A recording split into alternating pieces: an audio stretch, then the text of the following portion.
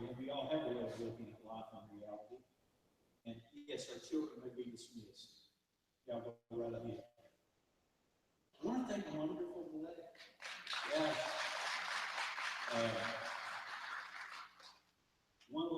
They were reading those, but I was thinking, I could be in the bell choir. I know my colors. I always think more people. Well, that's good to know.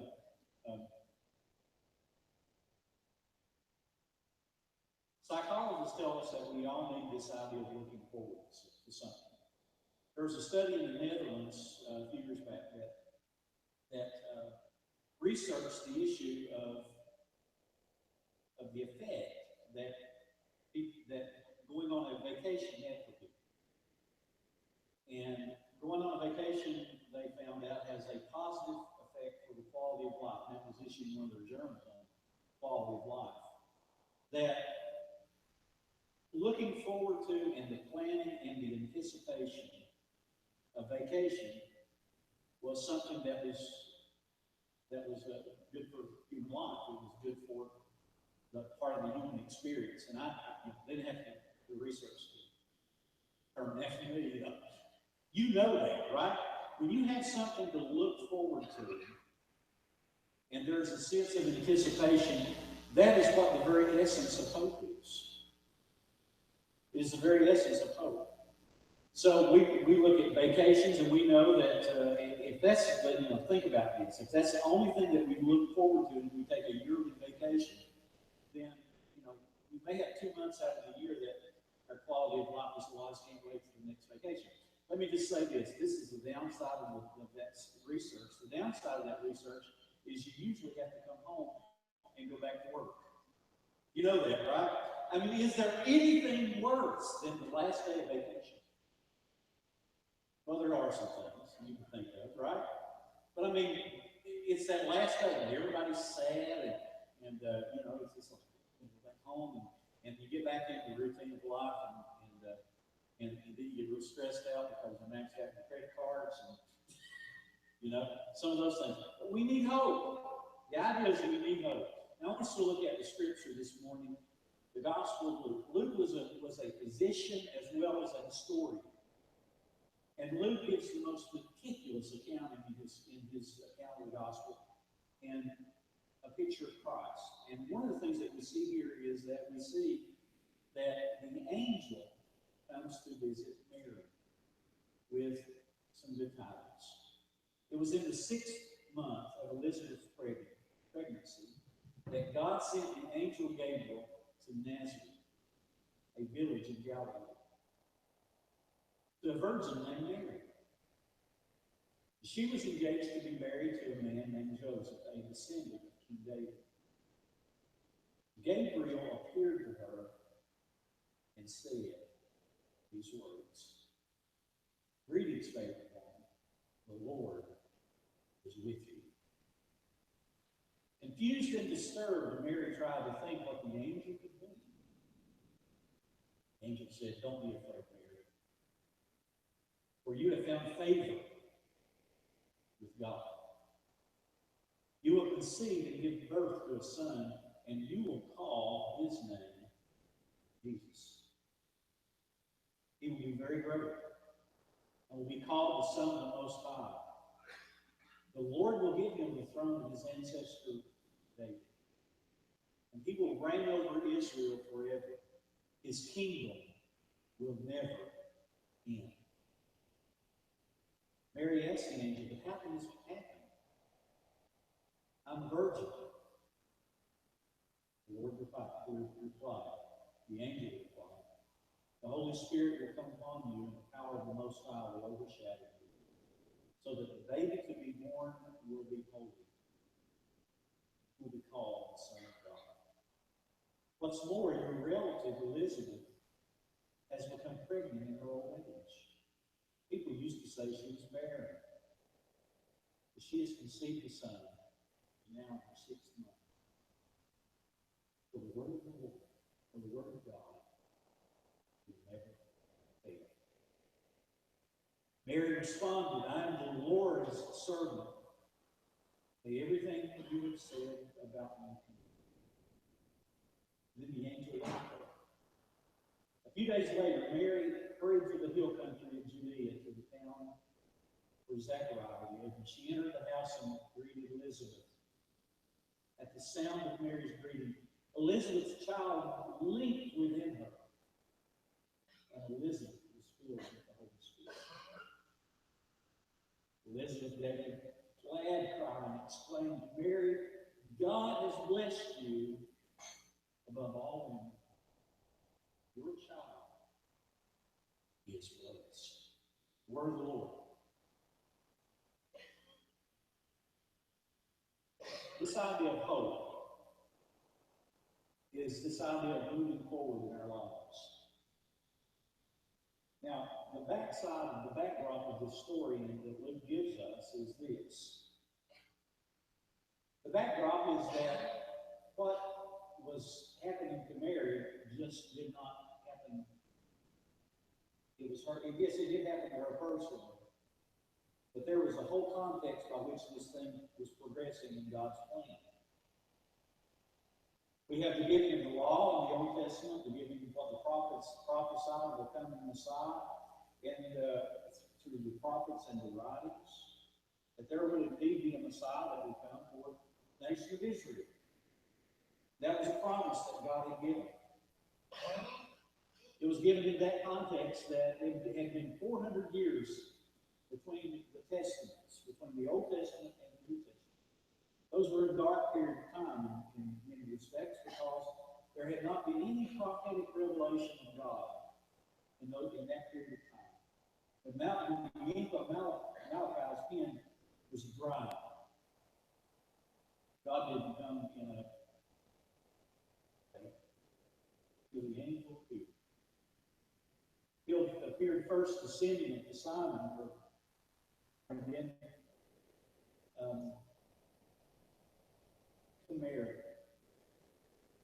The reality that God is now on the scene and God is doing something in a new way, but it's not in a new way, it's in a time period and an era that they didn't see a whole lot of really hope. They had anticipation.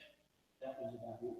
It was the anticipation that there would be coming a Messiah, but no one knew when. And no doubt, like when you wait a long time for something, you say, well, that never. Oftentimes we see that we have desires, wishes, and dreams, and we say, well, I wish or I have a desire, but our expectations are really low because we don't want to be disappointed in life. I want us to look at real hope because you're here today, and you're probably thinking about a situation in your life. You're thinking about someone that you care about, someone that you love, or you're thinking about issues in your own life. And you say, where does hope fit in all?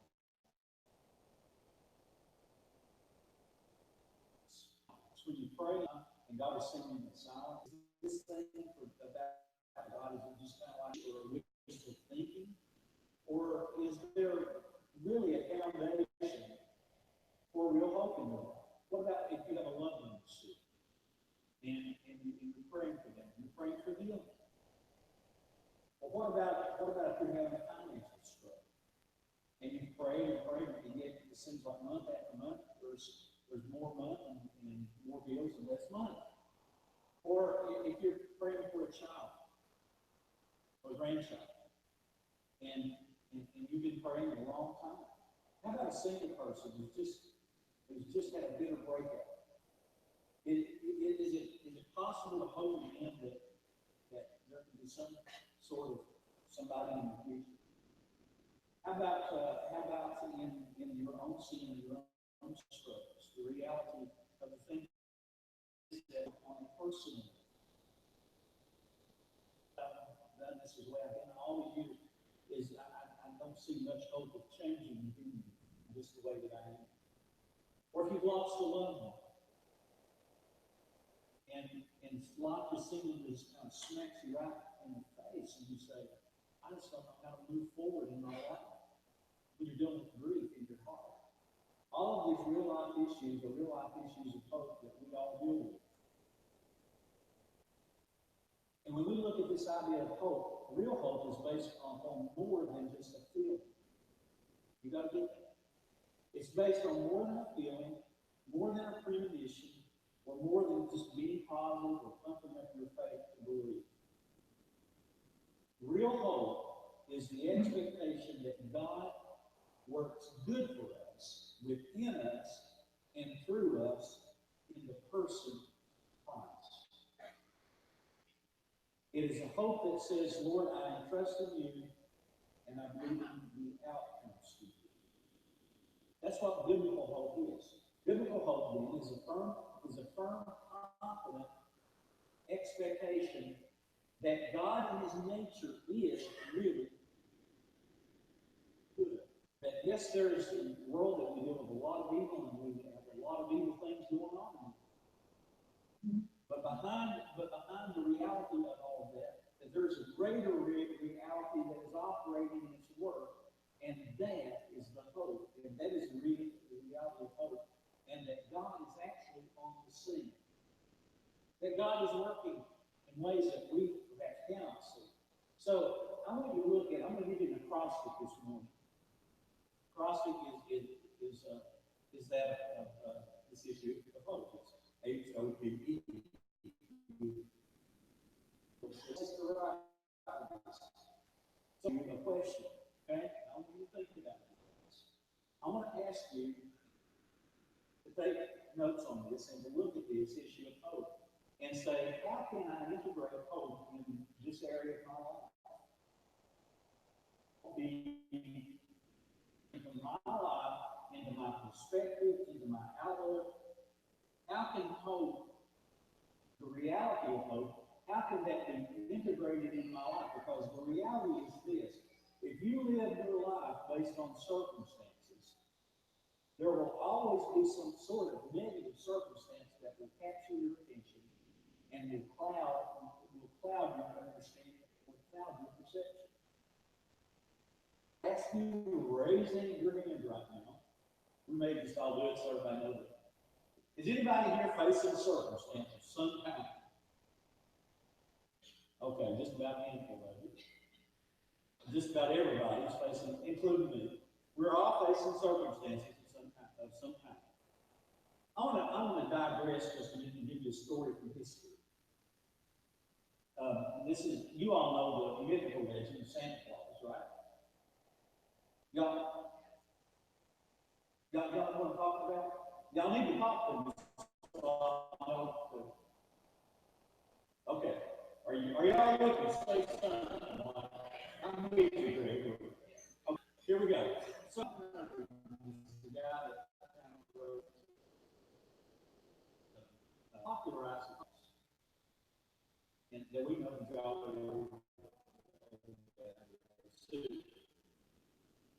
he goes and brings who we have to do that. Okay. Just check it.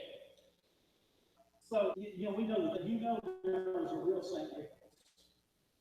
There was a true blue St. Nicholas, I should say truly red St. Nicholas. It was a true blue St. Nicholas, and he lived in around 4th century AD. He was actually a bishop in Myra, which was in Turkey at the time. He was raised by elderly parents, and they were very, very wealthy. Very wealthy. Left him an enormous inheritance. And in that, he always had plenty. And Nicholas was so captured with the gospel and with Christ and bringing hope to people that he would actually find people who were struggling, and he was very generous and just giving. He would give it in a way that they didn't know it was him. There was one story in particular of a man who had 3 daughters, and it was just a horrible poverty that they lived in. Each of the daughters had no dowry, which was important to be given away at the moment of marriage. They had nothing. And this man was really at his wit's end. He didn't know what was going to happen and what was going to happen. Where's he going to turn? He did not know. He prayed and prayed. Well, Nicholas knew about the situation. And the guy thought, my daughter's going to be sent into prostitution because he didn't know what else to do. So it was that night, one night, that Nicholas goes by his home, puts a bag full of gold coins in the bag, tosses it in the home. Guy wakes up the next morning. Guess what he finds? Finds that his family was saved by the generosity of Nicholas. Nicholas did that again, not only for the first daughter, but he did it again for the second daughter. And the guy got wise at what was going on, and he called him. He said, please don't tell anybody where this came from. He says, I don't want anyone to know. He took care of Nicholas, took care of all of that. Eventually, Nicholas was a bishop, and he was very generous, but he wanted to give hope to people. That was the reality of it. Isn't that what Christmas is all about? Really, is this idea of hope? And you know there's more than hope in a financial situation. Your finances may or may not change, or your situation may or may not change. But how can you integrate hope into your life? I want us to look at this issue where Mary is concerned. Mary's a young lady. She was a young lady. She didn't ask for it. She didn't ask for the angel. I didn't say, well, if an angel would come visit me, maybe I would have hope. That's not your hope. No. Mary's hope was in more than just an angelic visit. The angel just came to announce. The angel just came by to announce what God was going to do. Her hope was in the child that she would anticipate and carry. Think about that. Her hope was the hope not only for Mary, but for all the generations that had walked in darkness. All the generations that had walked and wondered and waited for a Messiah to come. The long night of the soul. The dark night when you pray and you pray and you pray and you get to the point and say, I'm not sure that my prayers are working. Or I'm not sure that God's hearing my prayer. Or I'm not sure that God is going to answer my prayer the way that I think that God ought to answer prayers. I can tell you I prayed a lot of prayers in my life, and there's been a lot of prayers that God's not answered the way I thought God should answer. And God is not obligated to. He's not. So if your hope is only based on your circumstances, then here's what's going to happen with your faith. Your faith is only going to be where your hope is. So if your hope is in your circumstances are good, then God's good. What if the bottom falls out and your circumstances go bad? What if they sour on you overnight? Is God still good? Okay? Is he? Sure he is. God is still good. So hope, like faith, has to rest in something that is unchanging and unchangeable. See, a lot of us have circumstantial faith, and our hope is based on our circumstances. And what I'm going to challenge you today is for you to get out of that mode of thinking, to integrate hope into your life, into the way that you think, and how you speak, and what you look at, and the way that you look at life. Because it is only until you integrate it past what your present circumstances are, and that you will begin to live in the reality of what God wants to do in your life. Are you ready for this? If you are, let's just act like we're in church and say amen. Okay, are you all right? Let's say amen. Okay, here we go. Now see, this helps me. Thank you. The first thing is to do, the first thing in hope is the H, right? And here's the first idea of hope.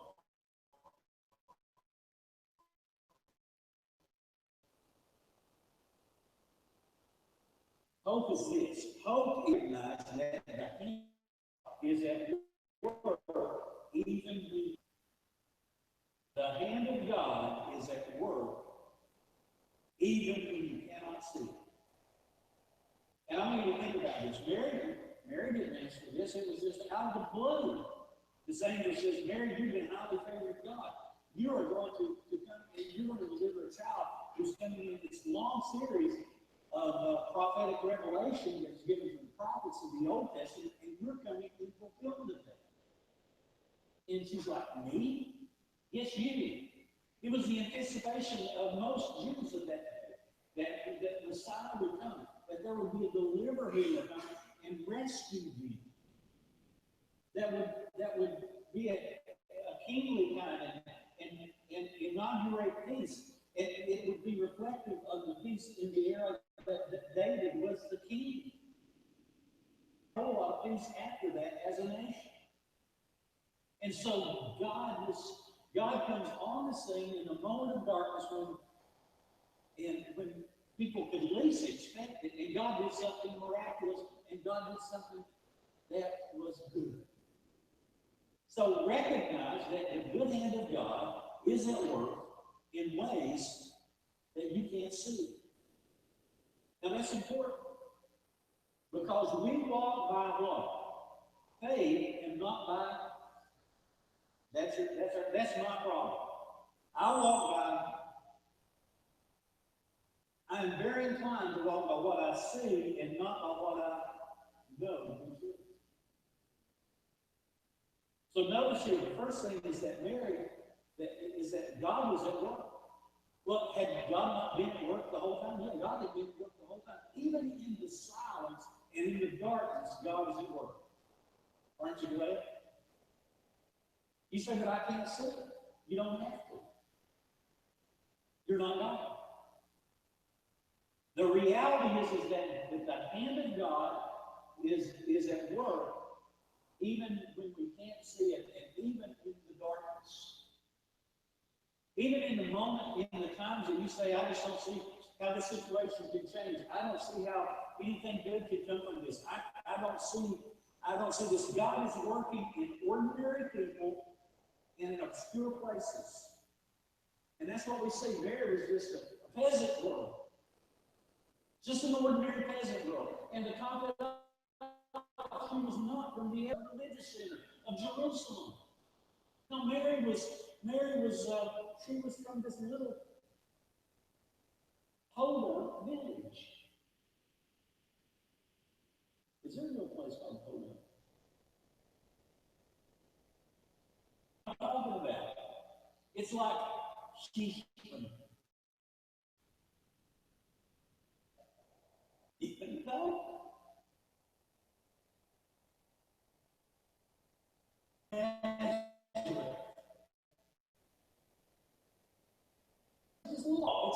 It's a no.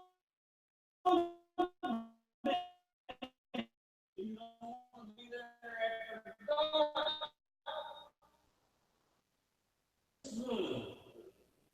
You didn't have to go. Yeah,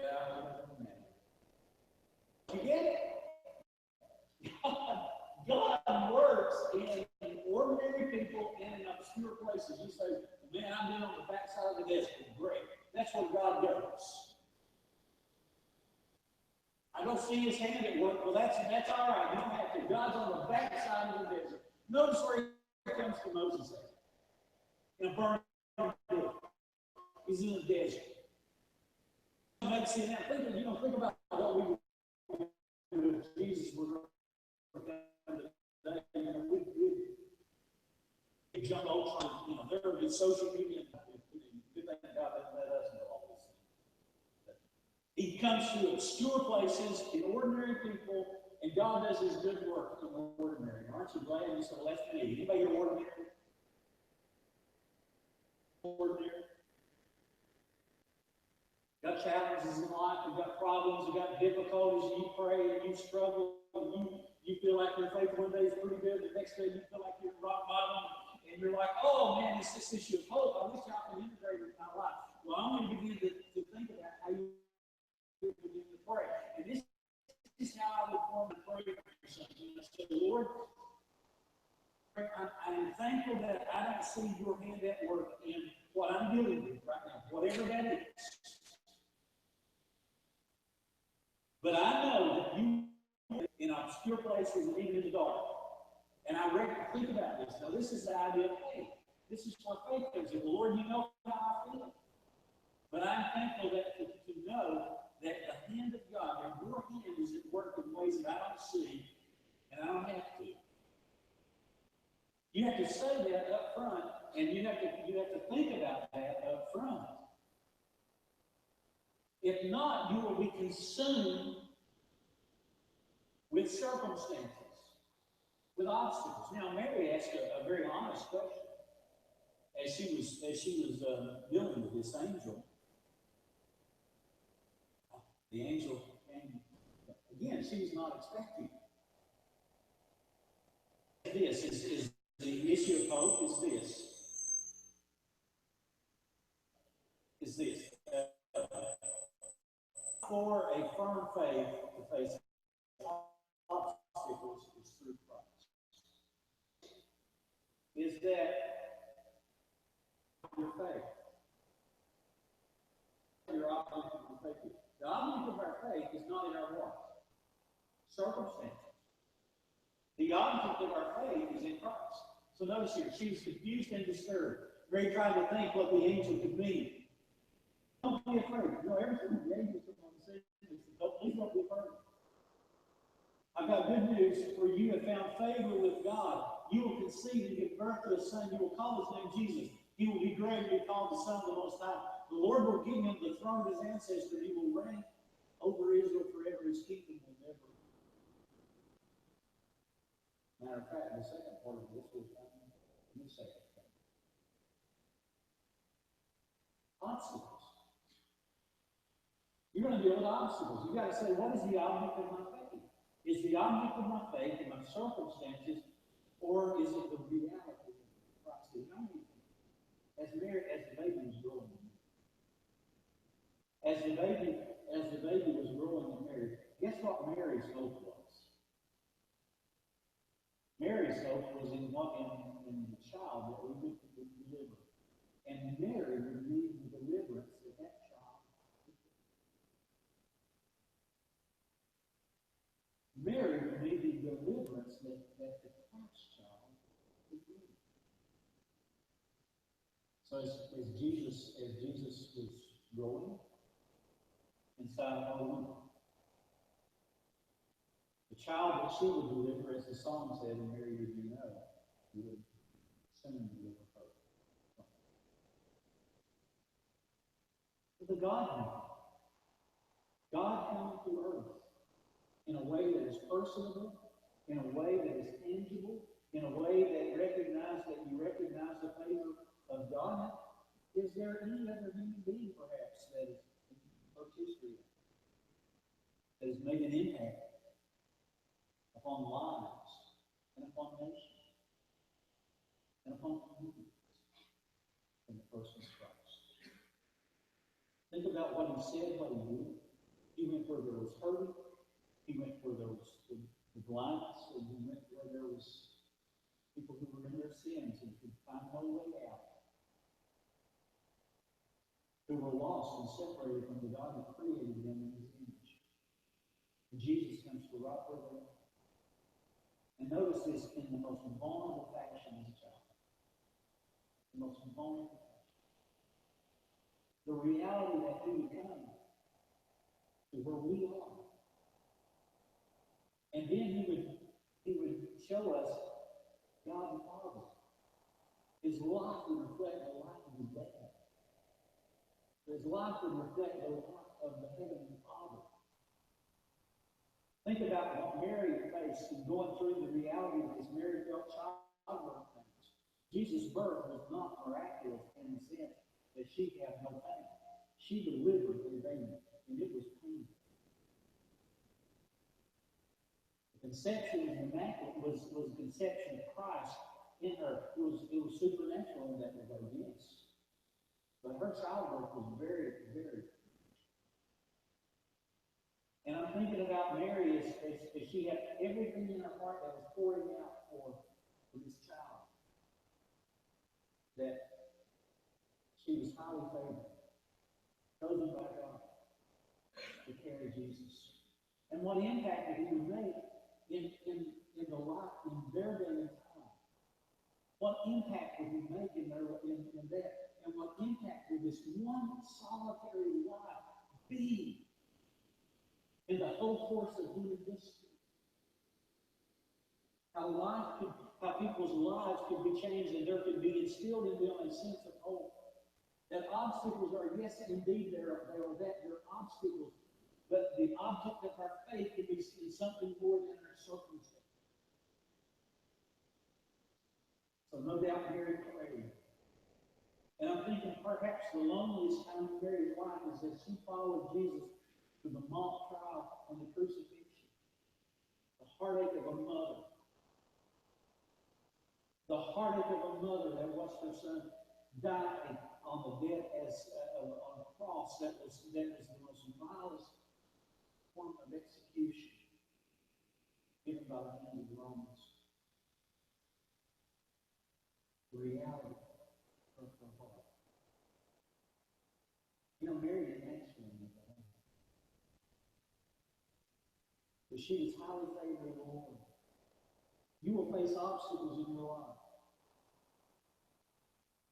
In life, obstacles to go forward and move forward in your life, you have to have an object of your faith and something that is firm, something that is secure, something that is unchanging and unchanging. Pathways, here's the key. Pathways lie forward. See, the path is not behind you, the pathway is forward. And sometimes we have to deal with our paths. But the way forward is pathways lie forward. And therefore, life is best lived in God's purposes for your life, and in His promises, in His Word, the truth of the Bible. Think about this. Pathways lie before you. God has created you in His image. You're an image bearer. You're an image bearer. You're unique. You're special. You're as an image bearer of God. God created you in His likeness. And the reality of His likeness is His moral likeness. He's created you with a sense of right and wrong. He's created you with a sense of value. He's created you with a sense of yes, I want my life to have hope, or yes, I have a longing to know that in my life has some sort of overarching meaning. Well, that's what Jesus comes to give us. And God says that your life does have purpose, that your life is valuable, that your life is important. Now, it may be ordinary.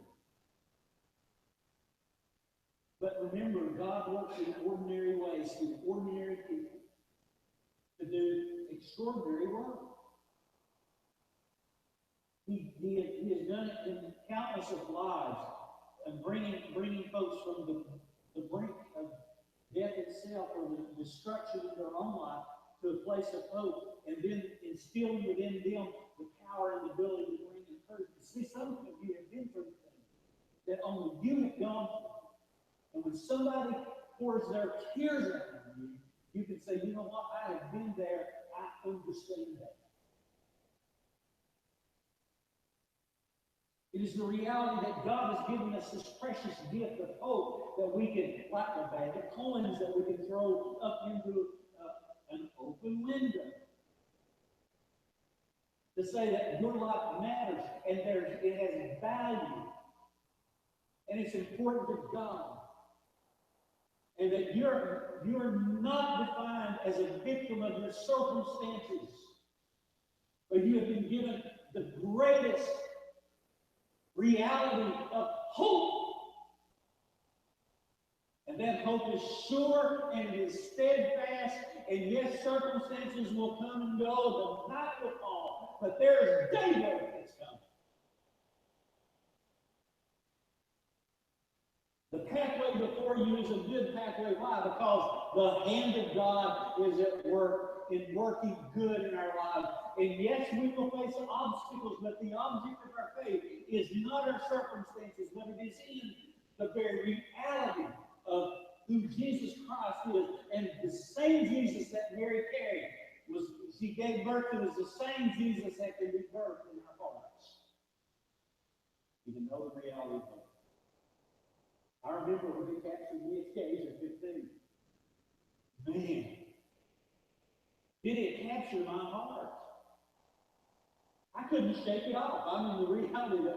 And I didn't want to after I realized that what Jesus did for me and what he comes to bring in my life. Because I never will forget the night that I trusted Jesus personally as my Savior and my Lord. I remember just this overwhelming sense of peace that my sins were forgiven. And that God did it on the inside. I opened up his word. I've read it before. It was like, whoa!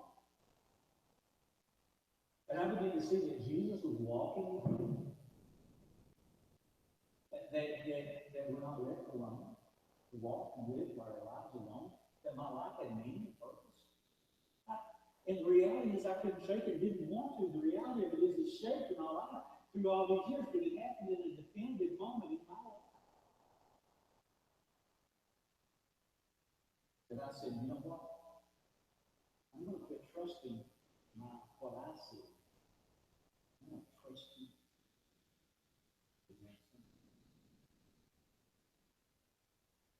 The pathways before you are best looked at on God's purposes in your life. On his promises. His promises are real. His promises are real. Here's the key. And I like this. Matter of fact, I may mention say this from Disney. The word that the angel used for Mary says, Mary, you have found favor, grace, charis, truth. You have found favor. Grace is something that you embrace. Now, Mary could have said, Mary responded. Notice how she responded. Now, let's just do it. Okay, this is not what. Let's just say, he said, well, I think about it. You go talk to him, you go talk to my family.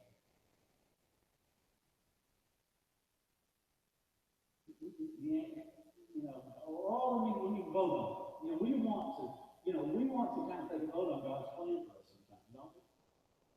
I want to tell you something. God has allowed some things in my life that sometimes I'm like, I didn't ask for that. Anybody there? Listen, you may have allowed that, but I'm not in on it. Right? God sometimes allows things in our lives that we didn't like. I didn't ask for that. And you attribute to everything, but listen, ultimately everything is allowed through the hand of God. He knows. He's sovereign. Is he not? He knows. So what he's not delivered us from, he delivers us through, and he walks with us in, right?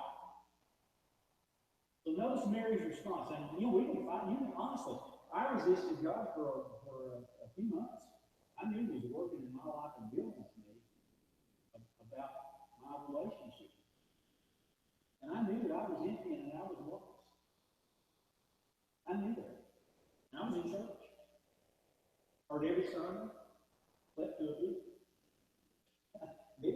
I could, in the back pew of the church, little church I was raised in, would sleep pretty good, even though it was one of those hard-wooden back pews. You sleep pretty good on that thing. And they didn't mind. I wasn't making noise. Wasn't chomping my good one. Or anything like that. But the reality didn't capture my heart. You see, the greatest longings that you have, the longings of your heart, what you desire the most. Listen, God knows about that. He is able to complete those in our life. We reveal those to him. Notice what Mary said. Mary said, I am this. So, what she just did was this. She did. Mary said, Lord, I'm with you. Notice the angel didn't say it's going to be all a bed of roses, it's all going to be easy. No, he did not. He didn't give her all the news up front. Here's him just we see it back. I think it's Soren Kierkegaard, who's a Danish theologian, said that we live life forward, but we get perspective when we look back. You don't get perspective when you look forward. It's only when you look back. You look back, but you live life forward. So how do you live it? You live it by faith. You live it by faith. And that faith is not just some sort of whimsical guess, or it is the reality of Jesus walking with us. So notice here, embrace the grace, expect good, and do what? Express gratitude. And you see all these three things in this passage here. Say it with me, embrace the grace, embrace the grace. Okay, let's do it side by side. This side is to do what? Embrace the grace. And there we go.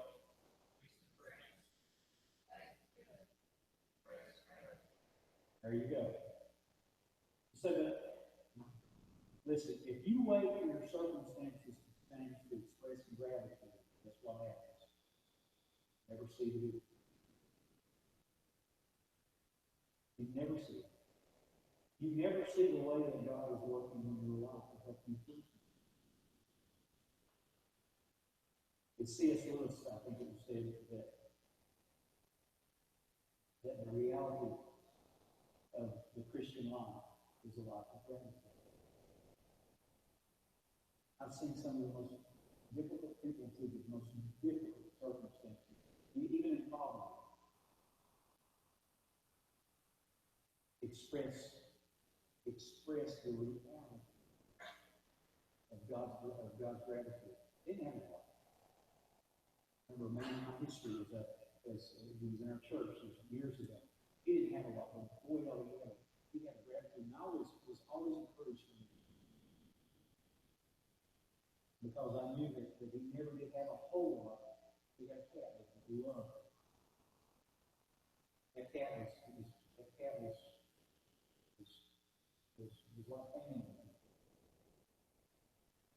But he was a servant of the Lord. And he said, you know what? He said, I'm so thankful for what God did. I'm thankful for you. In this world standpoint, it wasn't all. You know what he had? He had a peace that meant to be.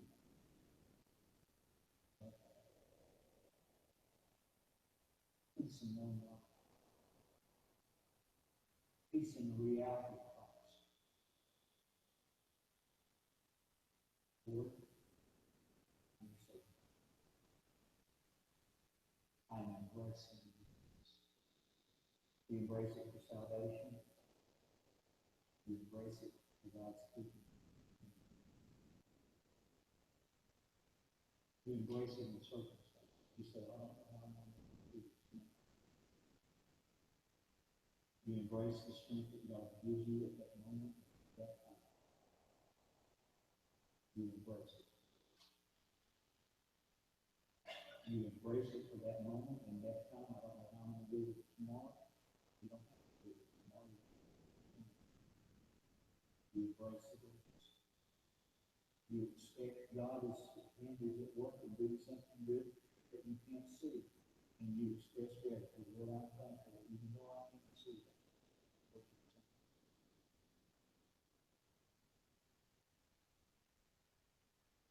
Help me to find this. You will find that hope is being integrated in faith. Hope is being integrated in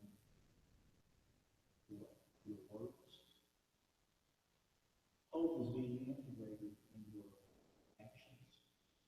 Hope will begin to be integrated in your attitude. Hope will begin to be integrated in your relationships. Hope will begin to be integrated in your relationships with your family. Hope will be integrated into your aspirations and your life. Hope will be integrated into the reality of your life circumstances. And the reality is you're doing this. You're saying, Lord, I am your servant. I belong to you. And I'm living the reality.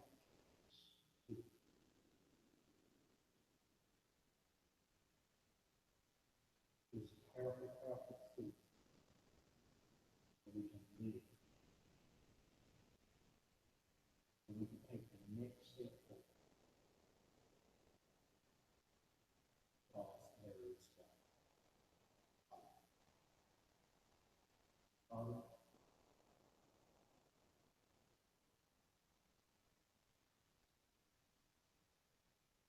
we are thankful that our hope is built on nothing less. Jesus' blood.